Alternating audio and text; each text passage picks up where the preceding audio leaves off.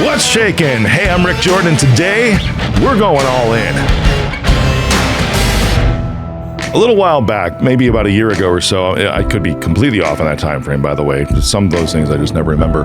I did an episode on what a good man is. And there was 6 or 7 things that I gave what a good man is. And it was one of my favorite episodes that I ever did. Now, ladies, don't turn this off today because while I'm going to be speaking to men about men, this is also something for you to pick up on too, because maybe this is some way that you can encourage a man in your life on some of these things today, because these are some more of those. You might look at this as far as a sequel, but this isn't about being a good man. This is almost like just some ways for a man to improve things in his life and to be able to refine some of his qualities. These are things that need to be worked on almost every single day, whereas like before, it was like about somebody's character, right? A good man's character was what I was talking about in that previous episode. Today are things that men need to work on almost every single day of their lives in order to stay in a certain form to where you can contribute to society. You can be a great partner. You can be a great father. So today, this is going to be amazing because there's a couple things. It's really just 3 things. That's it.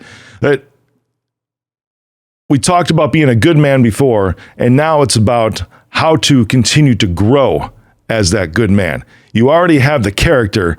Now it's time to hone in some of those qualities that you can have in your life to be all of the things for yourself and for other people that you've always wanted to be. Now, there's a couple things that I'm going to talk about today, right? The first one, it's actually kind of like threefold, right? Because if you look at a man, right? A man who has a fit body, a calm mind, and a house full of love. These are all things that a man should have in his life, that a man should have as part of who he is, part of the core of his manhood and his masculinity is a fit body, a calm mind, and a house full of love.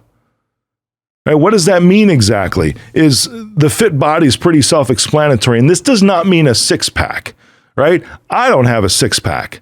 However, I'm consistent in my fitness, and I'm always consistent in watching what I eat, even though I might have some sweets here and there. We've talked about that. That comes to moderation, which is another concept, but it's something that I'm always aware of and conscious of. So a fit body is something that you get through consistency. It's not just something that's given to you, although some people have some amazing genetics. I am completely envious of you, by the way. I wish I could just wake up and eat Krispy Kreme every day and be okay, but chances are those people who still are slim and do all that stuff, they might have some plaque in their arteries and die of a heart attack someday. Let's be real. That kind of stuff makes me laugh a little bit, but at the same time, a fit body, a calm mind, and a house full of love, these things a man cannot buy. Right? Men usually are always about producing and being providers, which is amazing. That's one of our roles that's in our life. Nothing to put down single women, single moms at all, because there's amazing things that you do. It blows my mind on how you're able to hold all that together, especially if you're a single mom. But typically speaking, a man has always been historically the provider in the family. And that's something that is like almost ingrained in our DNA. These are things a man cannot buy, is a fit body, a calm mind, or a house full of love. A man must earn these. As we talked about in that the prequel to this about the character of a good man, these things are things that a man has to earn. These 3 things are things you need to consistently work on and pursue for your entire life, because all of these things are momentary without consistency. All of these things are temporary without intention, which is a fit body, a calm mind, and a house full of love. Now, this whole topic here that I'm giving you is actually just one of the 3 things that I'm giving you today. But let's break these down a little bit, right? A fit body, it's easy, right? Easy with consistency. You get up at the same time every day. You work out for at least 30 minutes, at least 5 days a week. You watch what you put into your body. There's all these macro calculators. I'm telling you, there's more about fitness that's available out today that are very basic things than what there was even 10 years ago. It's a whole lot easier now because it used to be that knowledge was somewhat elusive. Now today, in this year, it is out there for you to have, and it's very simple.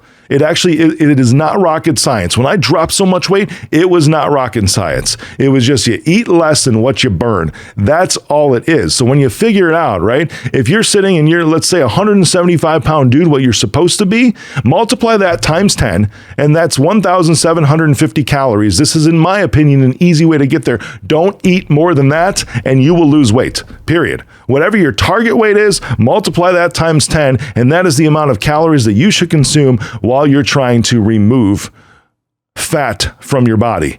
That's simple. You add exercise to it, you're still doing okay. You will actually burn faster, and even more so, you will build muscle mass, because if you only do a deficit diet, from what I have read and experienced myself, is that if you do a deficit diet, you will actually lose muscle mass, which is why you need to have some sort of muscle training as well. And there's very easy ways to do that. Google it. There's simple dumbbell exercises that you can do, because that's mostly all that I do, and it works phenomenally. It's amazing. A calm mind. This is something that requires you to be self-aware, and you might have to do some self-work on this, and even more so, this is something that you have to continue to. A calm mind is meaning not giving into distractions that are around you. Now, I'm not talking with entrepreneurs, you might be, but yeah, you're nuts, Rick, right? Well, hey, remember, I'm an entrepreneur too. Just in the shower every morning, I have 27 new ideas. That's not the calm mind that I'm talking about. I'm talking about emotionally calm, in a way that you can be aware and be stable and be grounded most of your day. There are things, emotions are validated by all means. There are things that will frustrate you, will anger you. Just because those are intense emotions, it does not mean that they are bad emotions. It has to do with what you do with them. And that's also having a calm mind. You can get both angry and have a calm mind. You can get pissed off at somebody and still have a calm mind. Because that calm mind is what you bring yourself back to baseline to be able to deal with the situation and make the choices that you need to make in order to move through that scenario. And when you have that, that's actually what leads you into a house full of love. It is impossible to bring love into your household if you're always filling your head with anger. Again, it's not bad, but if you allow it to set up camp there, if you always bring yourself to the point to where you just get triggered all the time and you're not doing those. We've been talking about gratitude a lot in the last couple of episodes. This is one thing that will help tremendously to make your house a house full of love. All of these things cannot be bought. A man has to earn these with consistency and intention. Now, the second thing I'm going to tell you, and you're going to love this one. You're absolutely going to love this one. This is actually a quote by Theodore Roosevelt, and I freaking love it, right? Maybe you're going through the motions in life. You're like, man, I wish I had better pay. This is to all the men out there. I wish I got paid more. I wish I just started my business. I wish I could get this business off the ground. I wish I could do all these things. But when you start to examine your life, and you're playing it too safe, there's no risks that are there because you're thinking, I need to have all my ducks in a row before I do this. I need to have, if you're going to start a business, I need to have $50,000 saved up before I start this. A lot of people will be like, hey, start your side hustle, right? And then you can build it up. Yeah, that might be strategic, but there is no gain when you risk nothing. And the concept here from Theodore Roosevelt is when you try to do it perfectly, you will always fail. And that failure is because you will never achieve what you want because you're trying to do it in the right way every single time.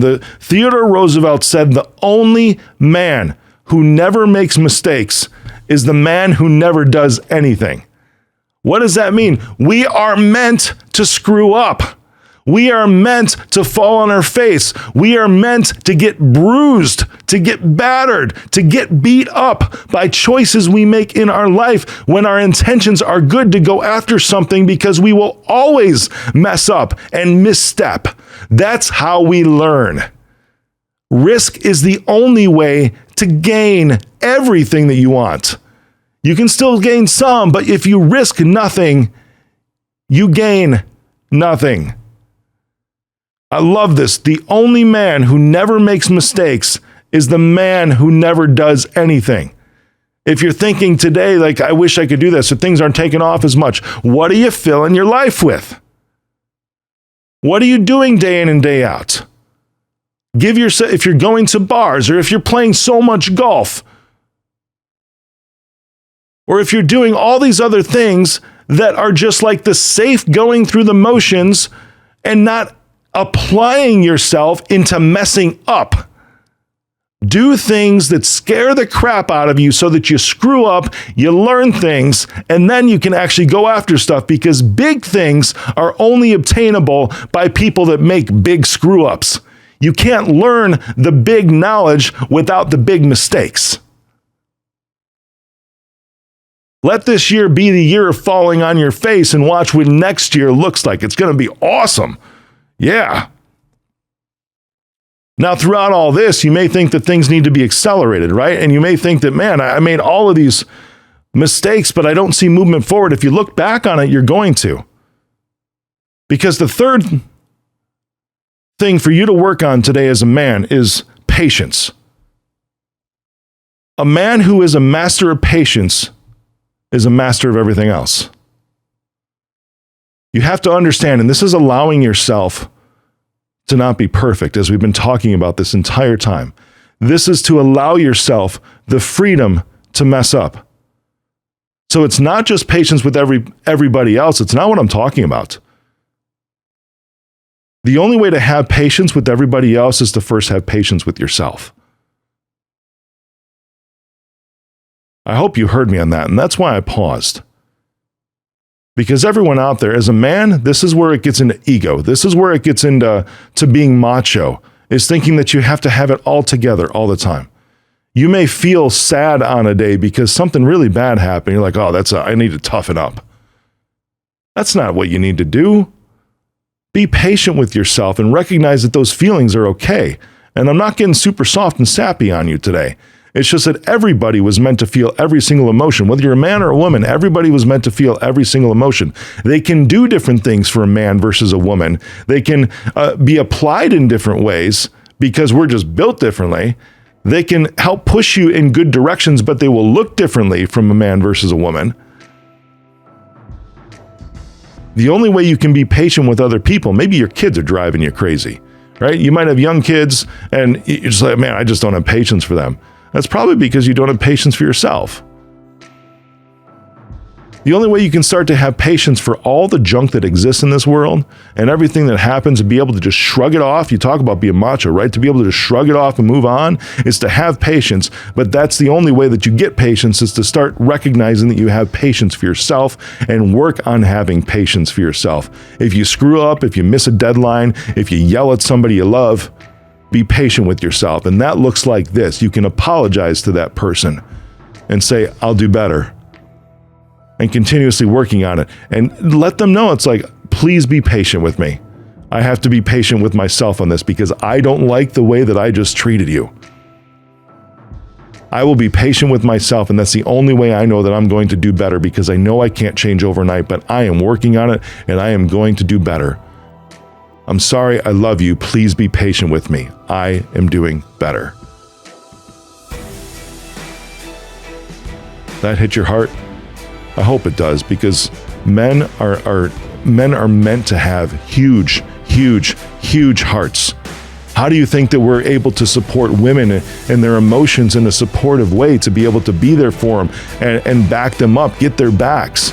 You have to have a huge heart to do that. The only way you build it up in your life is having patience, and that's how you master it. But it's patience with yourself, because a man who is a master of patience is a master of everything else. Take this to heart today. I'm sure so many of you did. And then if you'd like to, go back and listen to the previous episode about a good man. Today's ways to hone in your manhood, not your character, because a good man has a specific character. Today is honing in your manhood with these 3 areas. I can't wait to hear what it does for you.